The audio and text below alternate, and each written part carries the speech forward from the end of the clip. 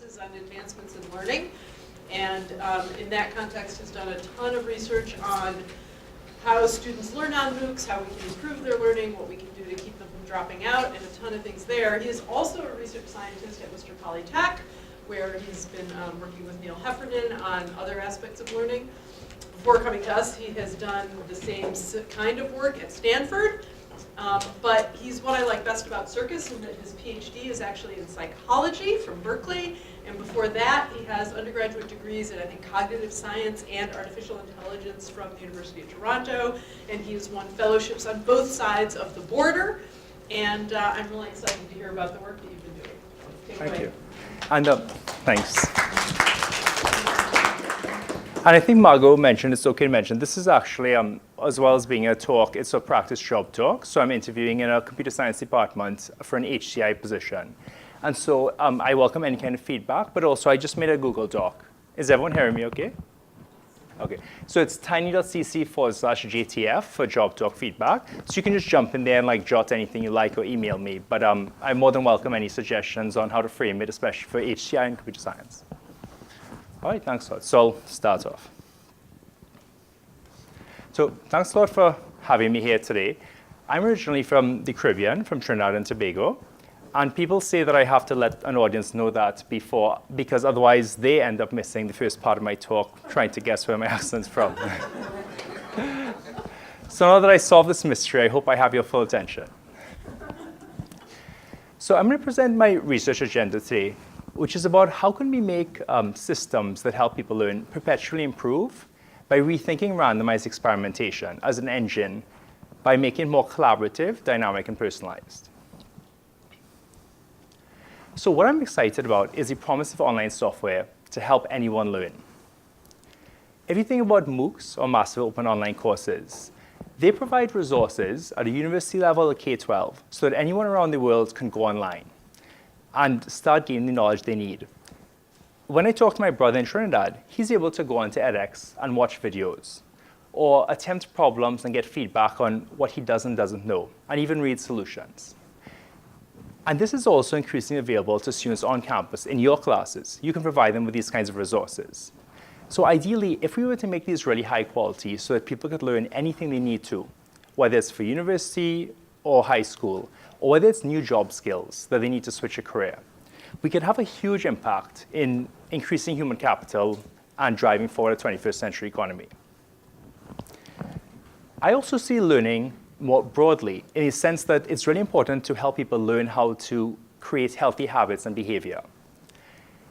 Problems like depression take a toll on millions of people's lives, and smoking kills 400,000 Americans a year. Some of the most effective solutions to these haven't been biological, they've been psychological. So cognitive behavior therapy is a method that helps people learn to monitor and reflect on their emotions and make plans so they can actually learn how to change health behaviors, like resisting addictions like smoking. And at the end of my PhD, I co-wrote an NIH grant supplement, which actually allowed us to do research on how could we actually help people learn cognitive behavior therapy. And I'm especially excited about how we can now take that online, where if anyone could go to an online website to learn skills for handling mood, handling addictions, or use mobile apps, this could have a huge impact, including increasing the quality of their life and also helping tackle large-scale systemic health problems. Unfortunately, access to these resources doesn't guarantee learning. Although many of these platforms produce fantastic content and interactions, it's not uniform. The thing is that when you actually measure learning, it's very easy for people to watch videos or do problems over and over without actually gaining new knowledge. And if you look at health behavior change, although there's a huge market, often they're just short-term benefits. They don't actually change long-term health behaviors, like getting people to quit smoking or actually reduce depression. And when I speak to my brother, he comments that it's great that he can go online and solve these problems, but if he gets it wrong and he doesn't understand why, or the solution doesn't make sense to him, he's stuck. He can memorize how to solve one problem, but as soon as a new problem comes up, he's lost. And so he doesn't gain the knowledge he needs and actually becomes demotivated. I think that the challenge here is that online resources don't improve like real teachers. That's kind of like a teacher frozen in time in 2012 when it was uploaded. If you or I were teaching someone and we gave them one explanation, for example, why an answer was right or wrong, we'd also, the next time we had a student, explain it differently.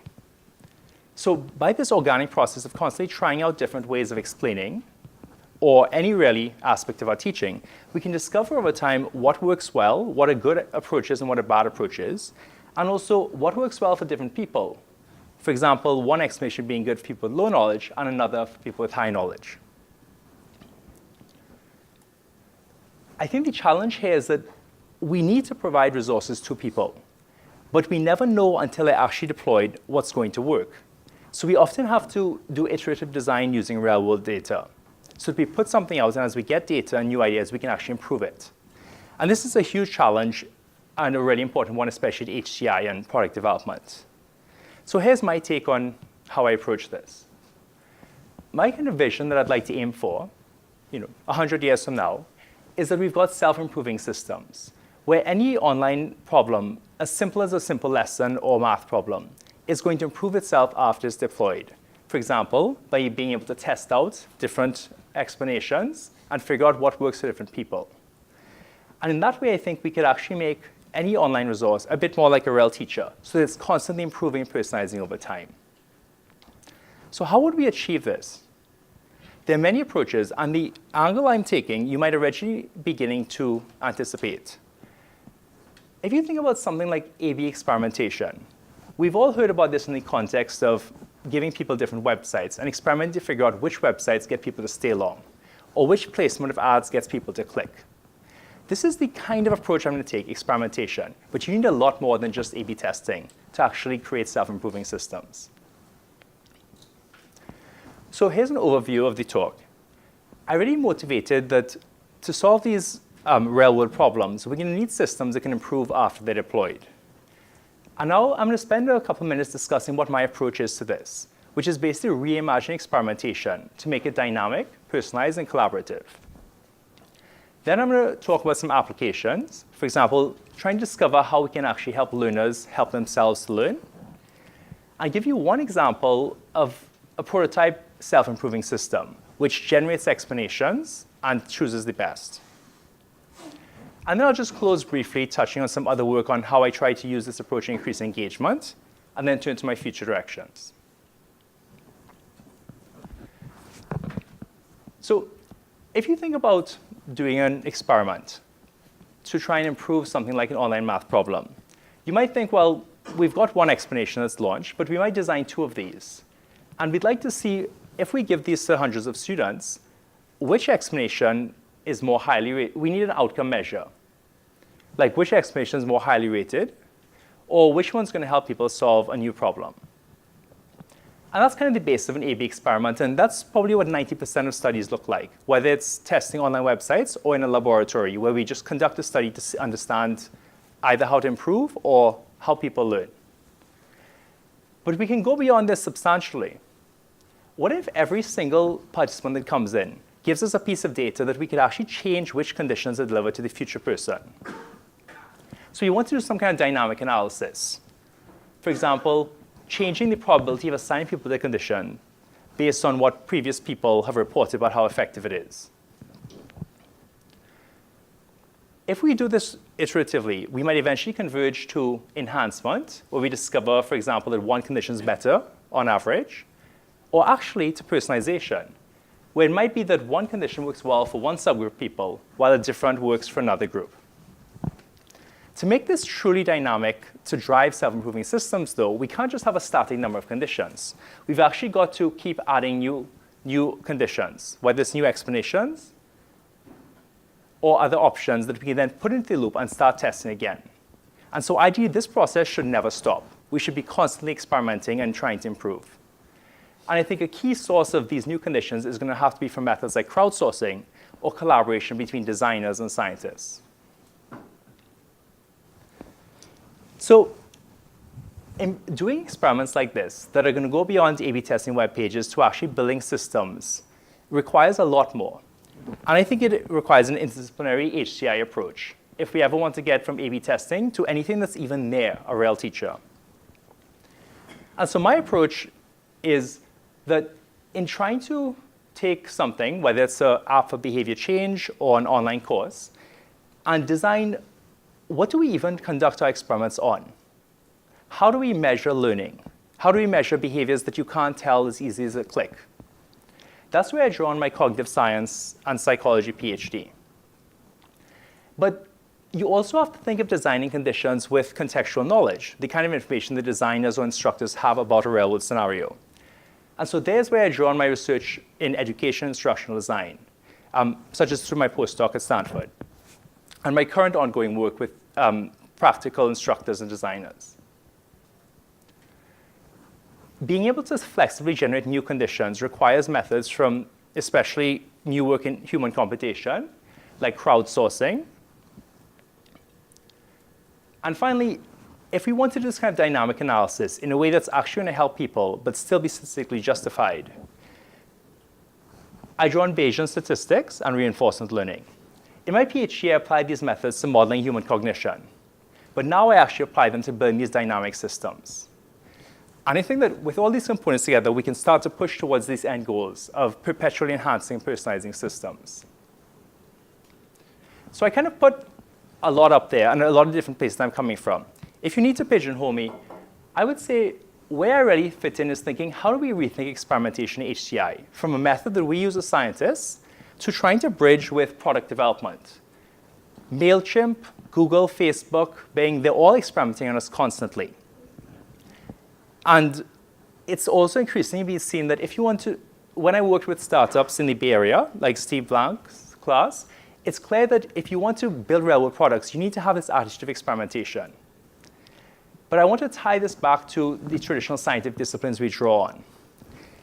And in particular, there's a lot of work in human computation, such as the new conference, that's really about how do we combine large-scale experimentation with machine learning and human computation, which I think of as how do you draw on human intelligence from crowdsourcing from users or even instructors and scientists to build intelligent systems in a way that's complementary to machine learning and artificial intelligence. So I'm now going to turn to my first application, which is trying to think of how we help learners help themselves. So the context for me is trying to enhance online problems. I see online problems as the building blocks of digital education.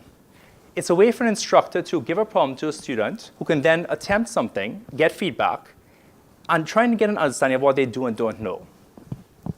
And they're ubiquitous, from your course on campus to a MOOC to Khan Academy.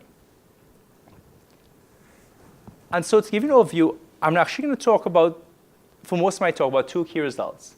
The first is trying to think, if someone's solving a problem and they get shown the correct answer, often students don't really understand why it's correct, or they can memorize it but fail to apply it to new problems. How can we get learners to construct the correct knowledge? And I'm going to use a very counterintuitive idea here. It's actually the idea that we could actually prompt learners to reflect, like ask them to explain what they're thinking, and that might actually help construct knowledge.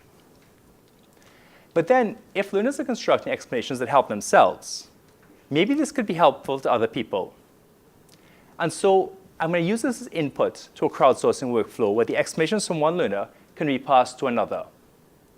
And to detect which explanations are actually helpful, I'm going to use machine learning to run randomized experiments that build one of these self-improving systems. So the context for this work for helping users help themselves is trying to draw on work from my dissertation in psychology, where I investigated how prompting people to explain why, such as why an answer is correct or why a person behaves a certain way, can actually help them construct knowledge because they're able to discover underlying patterns. So the study I conducted was to see, can we design prompts that would help people construct knowledge? And so here's an example of a problem where people are learning about statistics. How do you rank samples from different populations? And so people would actually be told the correct answer, and then they'd actually be prompted either explain why this answer is correct, or write any thoughts you have about this answer. So which one of these is going to be more effective? They both involve prompting people to reflect and verbalize, and people actually paying more attention. To measure learning, we had a pre-test where we had people solve problems without feedback. Then they studied 6 of these problems and were prompted either to explain or write thoughts. And then we had a post-test to see how much did they actually learn over that time period. So the key finding here, if you look at accuracy increase from pre to post, is explaining led to significantly better learning. Even though writing thoughts on the face of it looks so similar to that other prompt, prompting people to explain why actually caused them to construct knowledge about underlying patterns and rule out misconceptions they had. Learners mentioned that explaining really lets you understand the logic behind it, so you're more able to solve similar problems. Or talking out really helps. I'll try and use that strategy for other problems besides math. And so I kind of see the key idea behind this is that we're actually helping users help themselves. We're actually empowering them so they can help learn and become more motivated. But the way we do this is because we really have to draw on cognitive science theories to figure out exactly what prompt is going to help. Because then we can actually, by understanding the machinery of someone's minds, their concepts, their processes, we can design a prompt that could actually engage their minds as a computational resource to help them learn. Every time a user touches a piece of software, they're always there. So if we understand psychology well, we could actually design software to elicit knowledge from people. So they're actually a resource in enhancing their own outcomes. Another thing here is that prompting people to explain is really broadly applicable. You can add a prompt anywhere to any piece of software, whether it's someone trying to navigate Microsoft Word or reading from a web page. And it's highly scalable because the benefits of this prompt just depend on the learner actually there engaging in the effort. So I'm now going to turn to how we can actually use this idea that learners can generate explanations as input to building one of these self-improving systems that's driven by crowdsourcing and machine learning. So the key idea behind this, what I call AXIS for Adaptive Explanation Improvement System, is that as we just saw, learners might generate explanations just because it helps them personally, but then you could give these explanations to someone else, and maybe it's going to help another learner. But of course, we don't know whether these are good or not. So should we have teachers go through and select the best? This is pretty computationally expensive, and it doesn't really scale that easily. There are methods from artificial intelligence where you could analyze features of explanations and choose them. And these have been successful, but they do require a lot of engineering, and they're often limited to the specific domain. Something from geometry might not generalize to something in statistics. And so the approach here is actually directly empirical. Let's do an experiment where we're going to compare different explanations. So we have a pool of explanations, and whenever we give it to a learner, we can actually evaluate how helpful they found that explanation. This experiment could help us discover what works, but it's not directly helping learners. And that's why we have to make it dynamic. So as I mentioned earlier in the introduction, we're going to actually use reinforcement learning to try and discover which explanations are helpful and in real time turn that data into action. So that every time a learner touches it, they change what's handed to the next person, and so on and so on. And this is work that I presented at ACM's Learning at Scale, a new conference on building these kinds of online learning systems. So here's the interaction learners have. A learner might see a problem, and they attempt it, and eventually they either get it right or they're told what the right answer is. Then they get an explanation for why that answer is correct. And this comes from the existing pool. They're then asked to rate how helpful was this information for your learning. And we considered actually just measuring as an outcome whether they got the next problem correct, but that actually was too noisy because it was a binary signal. And so this subjective rating, when you get a continuous measure, was actually the best function we could find to optimize these explanations.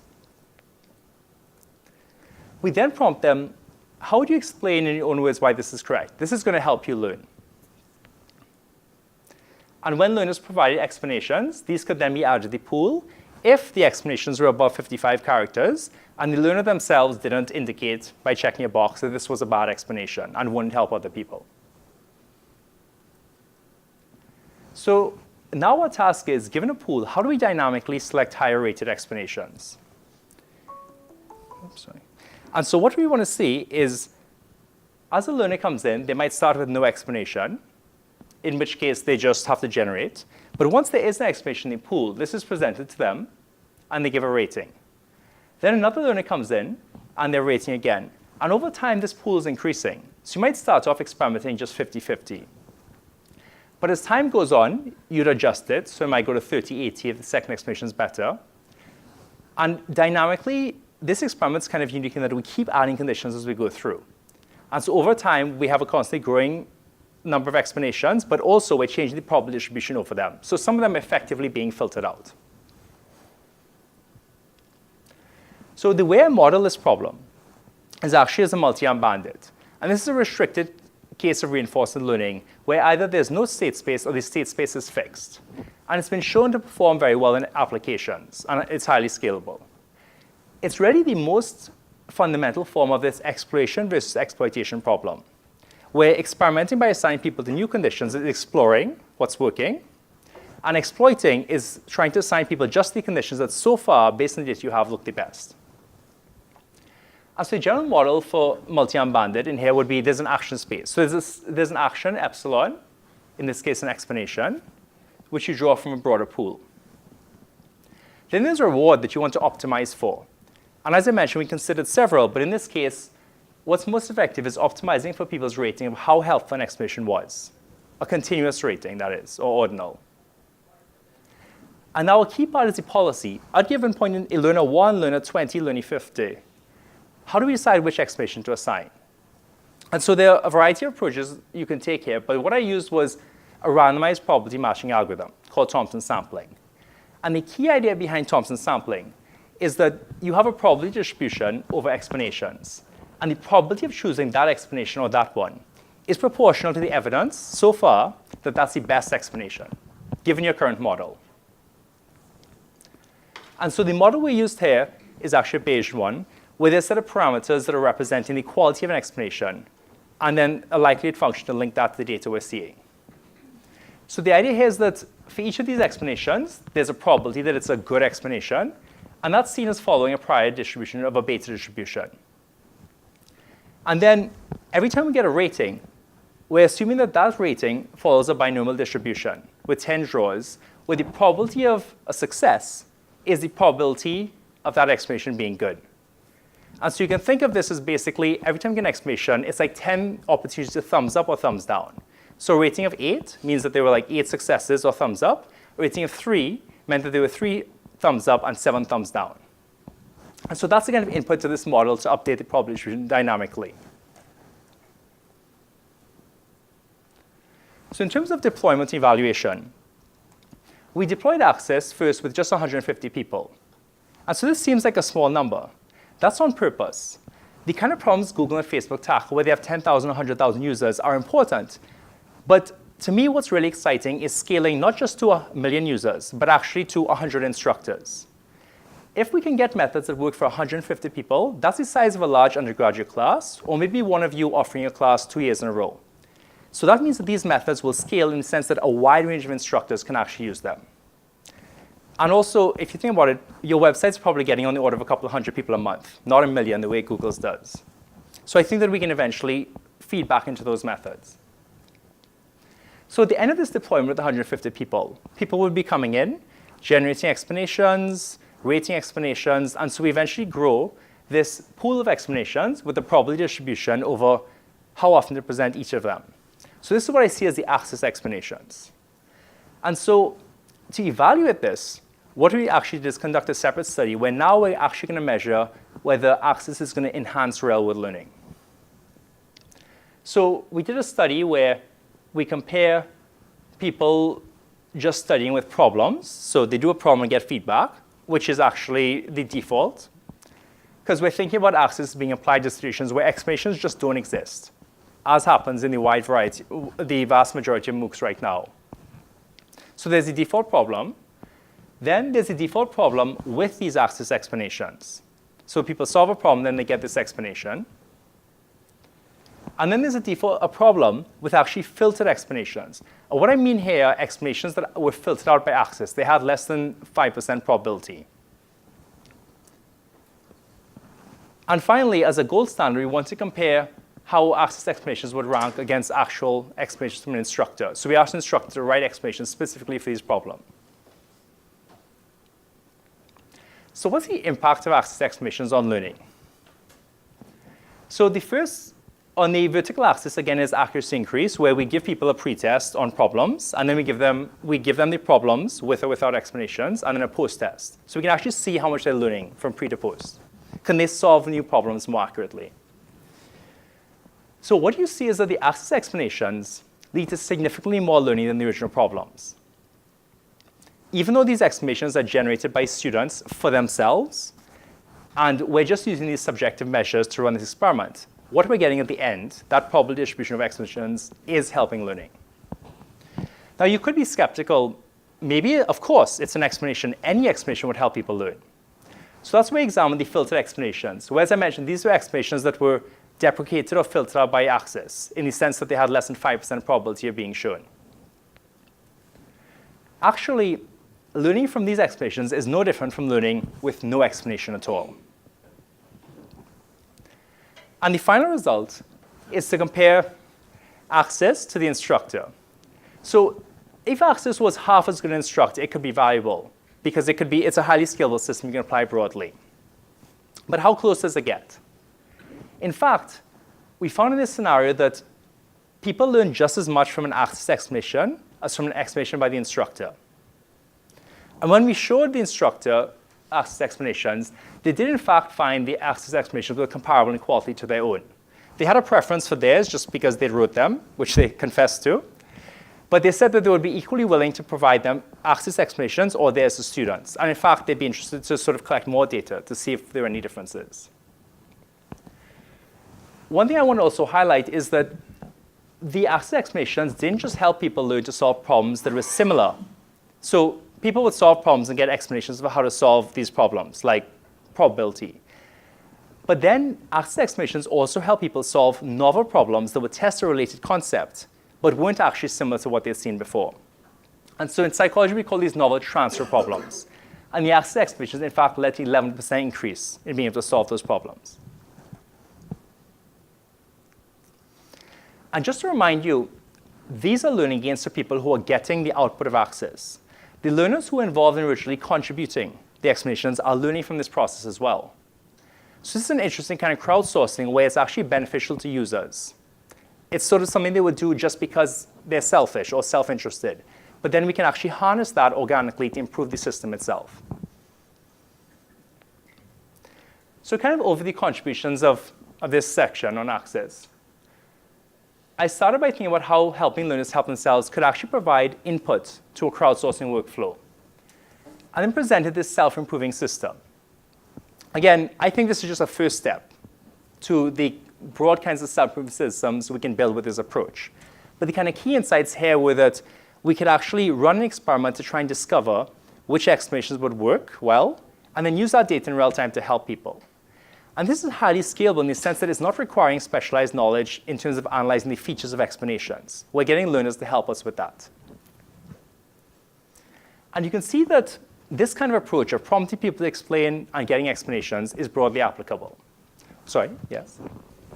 Did you try to see, I saw the variance in the instructors were higher than the Access, so is the explanation system better to help address different populations rather than yeah, the so instructors? Maybe it increases much for some, but not really for others, and you might get more uniform distribution with them.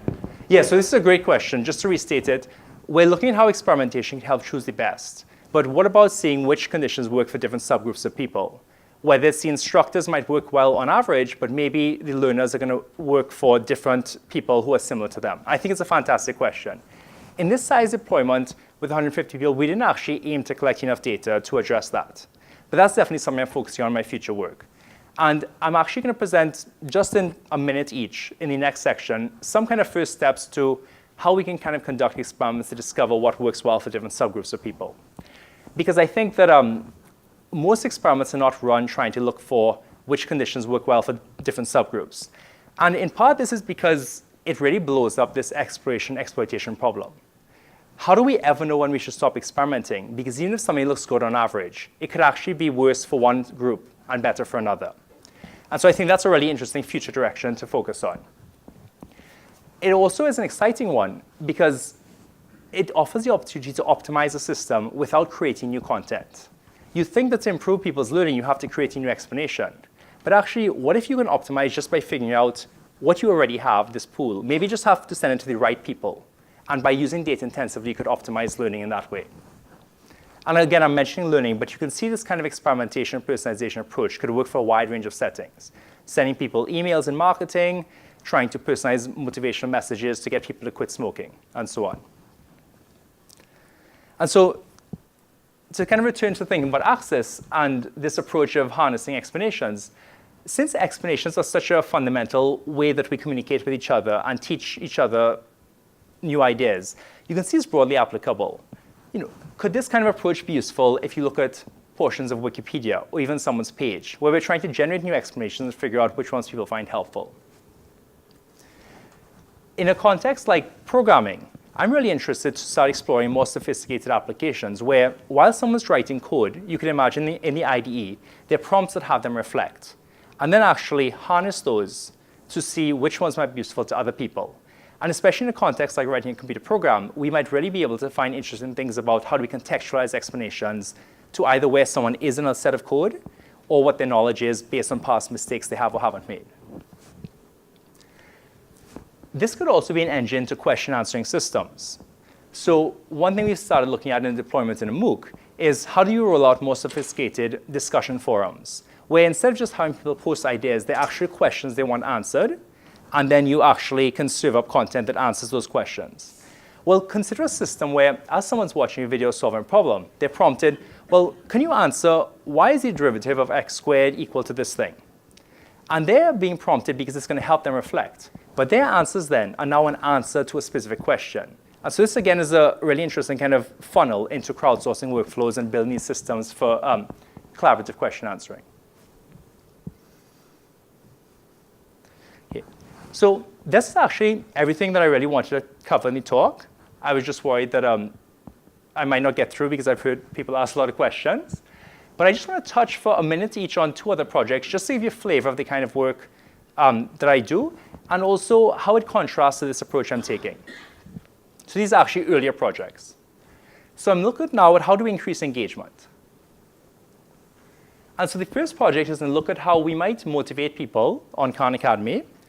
And the second is going to look at how we send emails in a way that increases response rates. So bridging from really motivation to more like marketing, and eventually to something like health behavior change, where we could email people to get them to take actions. So this study on Khan Academy basically just took normal problems where people are solving problems and asking for hints. And so this is like a practice as usual condition. And we actually embedded messages. So these are called growth mindset messages based on psychological theories and social psychology that I've worked on. And the message here would be, remember, the more you practice, the smarter you become.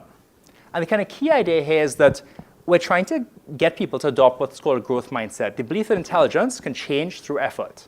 This is in contrast to what many people believe, which is that intelligence is a fixed quantity.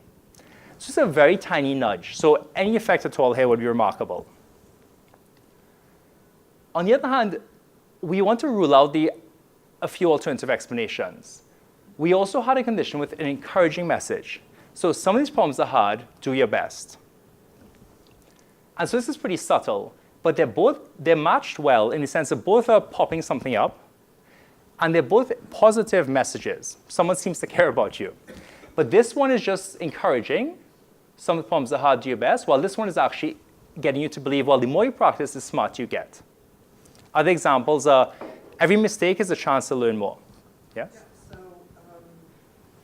one of those is in the direction that's been shown to help minorities learn better, and the other is exactly not in that direction. Got it. So are you saying that this one is in the opposite direction? Or what's the, yeah, I'm curious to what you're thinking. Go back to the other one for a minute. That helps women in fields that they think they're not good in, and other minorities also, to talk Yes. about how it's practice and not native smarts. Yes, yeah, that's certainly true. So are you factoring this into your work in some way? So in this particular study, we actually just didn't have the data for that because they don't have detailed contextual information about gender or people's past performance insights, so we can't analyze that here.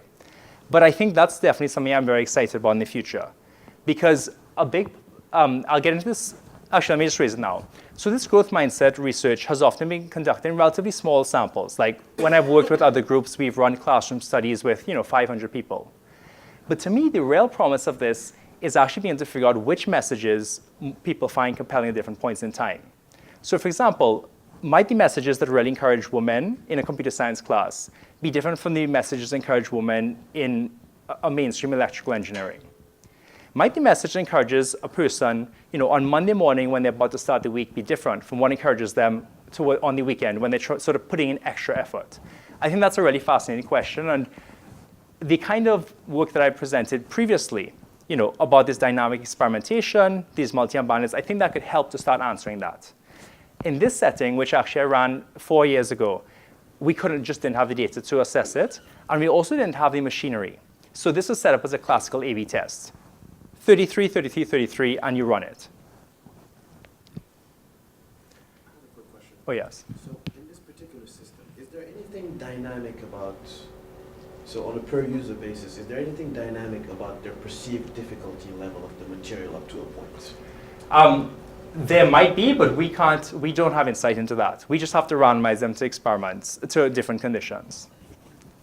So don't you think it would be useful to be able to track that? Because if I know the edge of where your learning is right now, there's no reason why I would need a message to motivate you, right? Because Exactly. there's sort of questions that are around that particular edge. Does that make sense? You're absolutely right, and I think that's a key direction for this kind of work is that's a great factor to personalize on. If someone's already in a streak, there's no need to encourage them in this way. It's when they've just got 4 things wrong in a row on a topic that they already struggle with that this will be most effective. And I think that would be a great thing to test.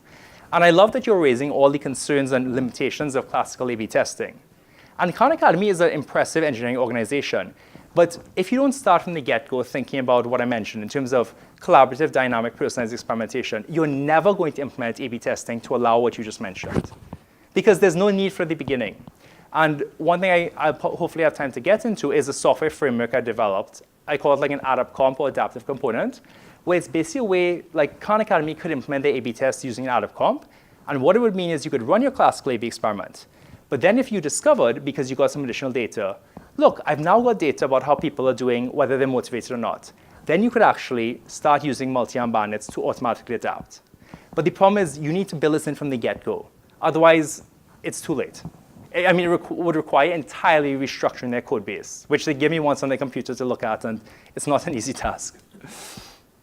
OK, so practice as usual, growth mindset, encouraging messages. So what's the effect of these messages? Well, actually, there's a pretty small but significant and reliable effect. A growth mindset message is better than an encouraging message and better than no message at all. So there's a 1% increase in how many problems were attempted. This also manifested in actually increasing accuracy, so people were solving more problems. They weren't just being encouraged and failing. On the other hand, encouraging messages weren't any better than no message at all. And so I think this is impressive as a sort of field experiment. Because remember, when we deploy these messages, this is over people who are doing all kinds of random things. We have very little control. But the fact that it's helped above and beyond on top of that is noteworthy. And especially when we gave these messages to a sample of people, adults, they didn't predict any difference in these messages. They thought they looked pretty much the same. So this experiment, even despite the modest effects, had a big real-world impact. It increased awareness at Khan Academy because people would discuss this experiment internally and also became interested in the research. So they then launched actually a You Can Learn Anything campaign to like millions of learners and interviewing Carol Dweck and posting a video on the front page, telling them, well, you can learn anything. So I was struck, I hadn't anticipated that just doing this kind of experiment could actually galvanize people to actually then take real-world impact. And it also encouraged them to invite researchers to do similar experiments using the exact same paradigm I'd pioneered there. So here's a second study, which again I think is going to be limited in ways that are addressed by my previous work and hopefully my future work. So let's think of how we might send emails to people and try and discover how to personalize them. Which emails work well for different subgroups. And so the kind of idea here is more like a classical experiment where we start off with a set of conditions, and we want to discover which ones are working, but we're actually going to take advantage of this approach, like this ADAPT-COMP framework I developed, to actually switch. So as we get data, we're going to switch over to enhancing, and if we get evidence, switch over to personalizing. Another thing that I want to introduce, and I'm going to talk about this for like 1 minute, so I just want to raise this as a question for future work, is that I was on a co-PI on an NSF grant with Neil Heffernan, which is basically trying to build cyber infrastructure to bring psychology and education researchers out of the lab into the real world. And one of the kind of key things that came up here was a tension between designers and scientists.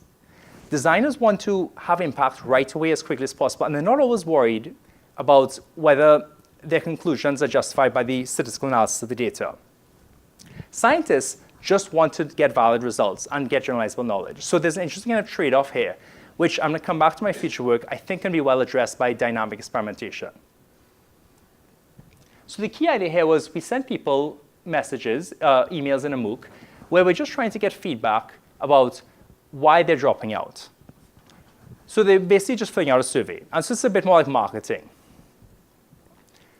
One message basically said that we hope they enjoyed the opportunity, and could you take this short survey so we can improve the course? Another actually emphasized we hadn't seen them in a while, so we wanted to learn about their experience. And so we analyzed data for 1,800 people, and then using the flexibility of the ADAPT-COMP, not an A/B experiment, we then actually decided we were going to flip to change how conditions were delivered based on that data. So for the next 1,800 people, we'd either enhance, giving them the best condition, or personalize.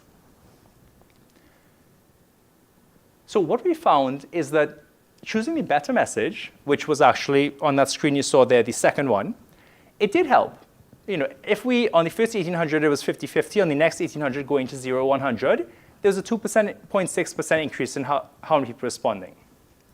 But actually, choosing a personalized intro message based on how many days are active led to a 7.1% increase. And the key idea here is that the first message worked well for people who were highly active. The second message, which reminded people that we haven't seen in a while, was actually more effective for people who weren't that active at all. And that kind of benefit of personalization, and again, personalization in the sense of to different subgroups, is noticeable because, again, we didn't design any more conditions. We just found that there was a better way to deliver the same conditions to people. I think it's a very simple one, and I'm really excited about future directions of personalization, but I want to give you one concrete illustration of what this could look like. And in my future work, one thing that came up in this discussion is that designers initially wanted to just choose what looked best. Scientists wanted to uniform randomization. And we need to find ways to trade that off over time so that we can try and trade off goals of discovering what's statistically reliable while also helping people as quickly as possible. How does the designer know what's best? So that's a great question. Here's one approach. No.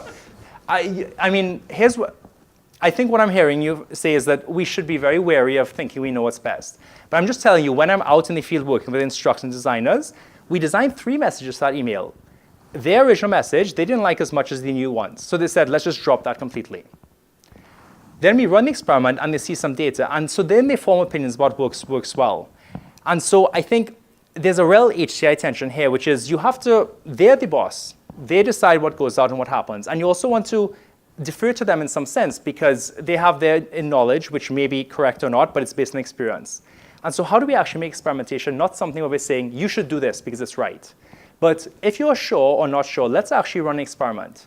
And one kind of simple technique is not doing it 50-50, but actually, I've said to designers, well, if you think this one is better, let's not do it 100%, your one you think is better than 0%. How sure are you? Are you 80% sure or 70% sure? Then actually, let's send this to 80% of people are going to get the one you think is better and 20% the one you think isn't. And the nice thing is that's a kind of Bayesian approach where if the design is right, we can quickly converge on the right option. But if they're wrong, then with enough data, we at least can discover that. So that's one thing I think is interesting to explore in this kind of future directions. And so I think the quick contributions of this section that I just skimmed on were discovering how to motivate students in that setting of Khan Academy, by encouraging beliefs intelligence is malleable. And also one example of how we can start to think towards discovering how to personalize. And in particular, adapt A/B experiments so they're not just fixed, but they can actually be switched over so they just turn into real-world products. So I'm now actually going to turn to my future directions. And I'm short on time, so I'll try and go through quickly. So the first is thinking about co-creation of experiments by designers and scientists. The second is thinking of how we bring machine learning into more of these real-world settings, which I think requires making it interpretable and interactive. And finally, how do we bridge education with health, behavior, and habit change? Returning to the work I mentioned at the beginning, which I did about 4 years ago. So this kind of tension, I think, is really important, because if we want to build really good self-improving systems, we need the insights of both instructional designers and scientists who've had decades of theory. And so my first step towards this has actually been in Canvas, an online on-campus learning management system. I built a system that would let instructors experiment with the features of their quizzes. In this case, one instructor looked at different study tips they could show and see which ones actually got students to solve more problems or be more accurate. But one thing that came up is that instructors don't have that much time or experience in designing these studies. And so we're now investigating how do we actually allow access to external researchers, like a psychologist who normally would just be doing things in their lab, so they can help with adding different conditions and actually deciding how to measure learning. A key thing that's coming up is that there's clearly a lot of value in bringing these groups together, and they appreciate the insight and design. But again, this tension comes up, which is, how do we actually turn this data we're getting into action? Where the designer wants to just immediately give something that looks right, and the psychologist wants uniform assignment. I think this is actually a great setting where we can start to bring in methods like multi-arm bandits to get more ethical experimentation than a scientist would typically do, but still actually collect valid data. And you might be realizing at this point that the systems I'm building here, the users aren't just students or people who use a piece of software. They're actually also instructors, because they're getting tools for doing experiments. And they're also social scientists who might not normally come out into the real world. They're getting tools to conduct ecologically valid research. But there's actually a third user group. That's machine learning researchers. The vast majority of machine learning, reinforcement learning work is conducted on offline data sets.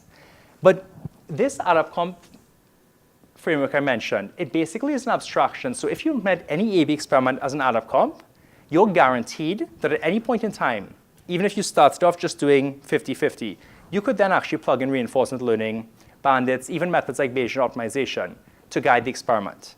Because it provides API access, which we're piloting now with our first users, so that an algorithm could actually get a learner's context, like age and number of days active, and get pass rewards from different conditions being assigned to similar learners, and then actually compute a policy, and they can actually decide what condition learners get assigned to. So the same way that internet scale data has had a huge impact on deep learning, I'm hoping that providing these kinds of tools to these users and machine learning researchers could make it easy for them to research in the real world and actually help drive forward reinforcement learning research so it's more practical. I think for that to happen, what we need is for machine learning to be more interpretable and interactive. So a designer will be more comfortable with plugging an algorithm if it's not a black box, but it's actually something they understand. And so one thing I want to investigate is the extent to which randomized policies and dynamically randomized policies make designers feel that they understand what's going out to the users. Does it help them understand how data that's been collected so far maps onto a policy? I also think we need to be interactive in the sense that an algorithm alone can't solve this. You need human computation. You need the expertise of designers and scientists. For example, what are the benefits or what are the best ways to get a designer to influence exploration versus exploitation for their application? And how could we actually, by using Bayesian models, encode designers or scientists' prior knowledge? For example, about which conditions like to work with which subgroups of people. Because this prior knowledge is especially important when data is sparse, which it always is when you're trying to personalize. Oh, I think you can see how these approaches for designers, scientists, machine learning aren't limited to just education. And this is a really exciting future direction for me, which is, if you think of a health behavior change problem like getting people to quit smoking, what I showed in that previous work was that there was huge benefits to getting people to learn to apply cognitive behavior therapy, not just in a therapy session, but to everyday life. A mobile app is a great way to actually apply reflective processes and motivational approaches as you're making decisions. So one thing I'd like to examine would be, can we run these kind of dynamic experiments on prompts to get people to explain and reflect? Like, what emotion are you feeling now? What do you think is the consequence of deciding to smoke? You can also think of experimenting any component, for example, motivational reminders. Might there be different prompts that will get people to engage in behavior differently? Is reminding one person about the person who they're deciding not to smoke for? Is it just actually hitting them at the right moment in time? And I think key to this will be actually allowing users themselves to suggest conditions. Once we scope this problem down, users can actually suggest which prompts they'd like to see and which reminders they'd want, which we can test out to see what helps them, as well as now having a pool that we can use on other people. So just to conclude, I started on this sort of vision of how do we make systems self-improving. And I clearly don't think we're going to get there even in the next 10 years, but I think that's what we should be aiming towards. And my approach here is to rethink something so simple, an A/B experiment, as actually being an engine for improvement by making experimentation dynamic, personalized, and collaborative. I presented some results on how we could help learners help themselves by prompting them to reflect, and then use that as actually input to a crowdsourcing workflow. So I could produce this adaptive explanation improvement system that would be constantly improving and actually benefiting learning by collecting explanations and testing out which ones work for different people.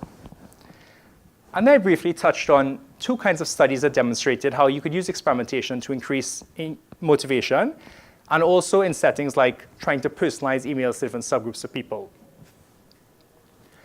And the future work I'm especially excited about is how can we build systems that will help designers co-create experiments with scientists? How do we bring machine learning researchers into the real world so that they've got a test bed for their algorithms, but in a way that's interpretable and interactive, so it helps real-world designers, users? And finally, how do we scale this approach beyond the educational context I presented to really anything, whether it's improving health behavior change, marketing, enhancing websites, or the many other education problems I haven't even touched on yet. Thank you.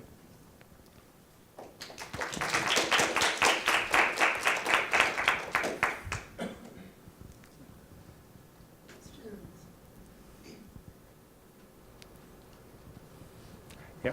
How do you keep the system from the adaptive learning system from learning explanations that are incorrect but very much favored amongst learners? This is a great question. I think that's definitely something I'm going to look into. It's especially a problem because there's good evidence in psychology that in some domains, people are really bad judges of what actually helps them learn, like metacognition. I think that in this kind of setting, this is where you have to change the reward function. So for example, do you rate, instead of just optimizing for what the average person thinks is a good explanation, are you going to weight it more if it comes from someone who's gotten the problem right? Or in fact, is this where you actually need to have methods that are going to encode designers' knowledge? Where maybe this system will work well for the vast majority, but you need design to step in every now and then and say, this is a wrong explanation. And so I think what I kind of gestured towards in terms of more interactive systems, I think that would be a great setting where a designer can step in and quickly skim what's working and then just cross things off or give them a really large penalty.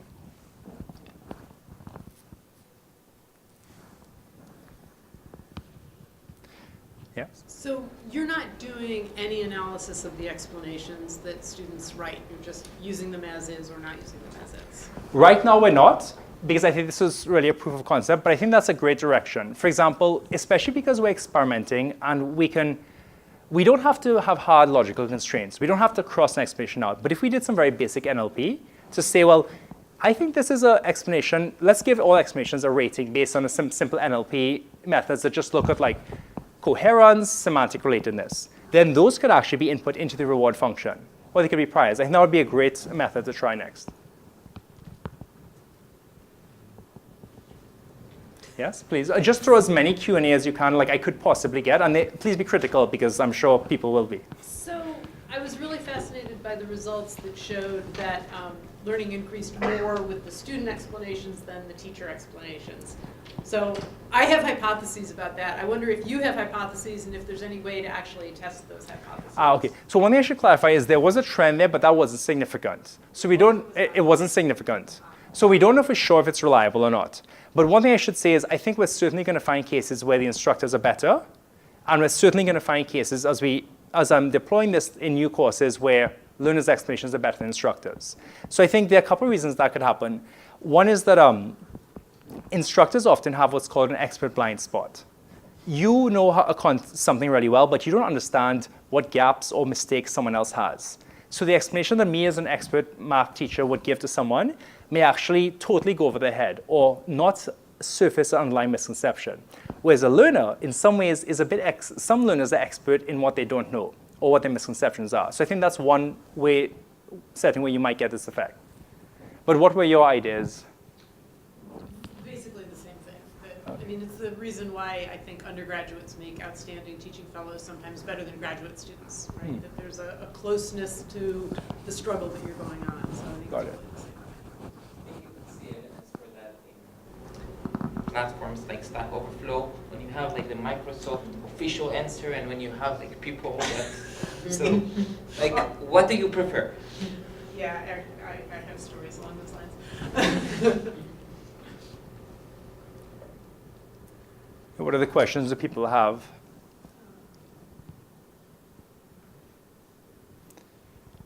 Or were there things that were unclear as you were going through, or? Do you want general advice for, because there is a slide where you have a grading 0 to 10. Yes. And then just below that you say it's yes or no. Yes. On So the maybe I same should slide, clarify that was this. yeah, that was a bit confusing. Sure. Gotcha.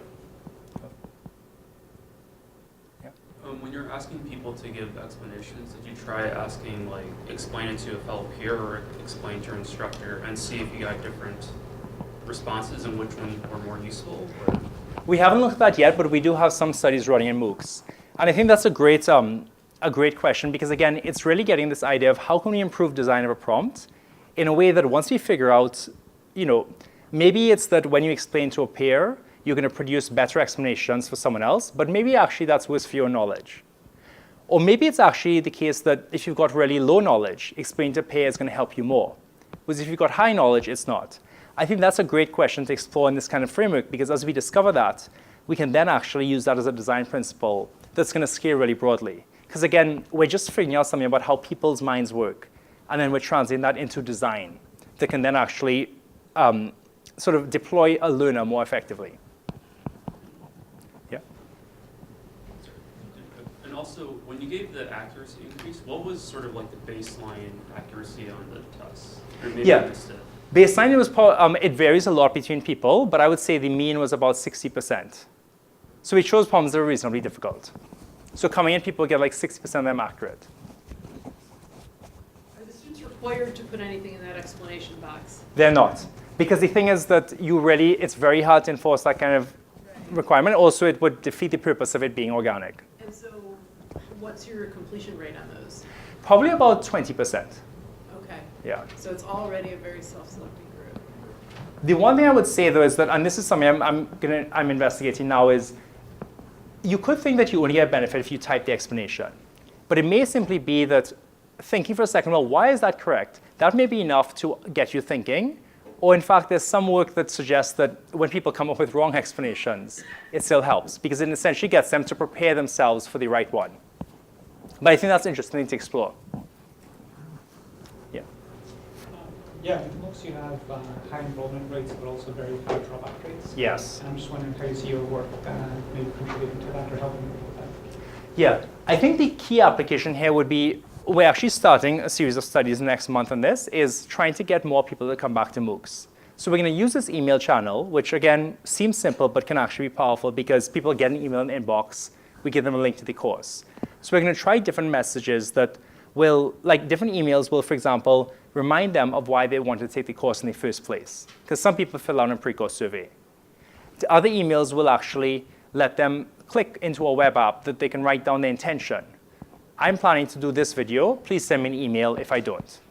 So I think that we can run experiments to try and increase motivation in MOOCs, and people have done this. But the really key thing here is that with such a diverse population who takes it for such different reasons, we're really going to have to test out not just what's working, but what's working for people who are just doing it for fun, are doing it because they want to get a certificate, like to do work on a Monday versus a Friday. You know, hate email, love email. You know, this is where I think this is really going to show its true power.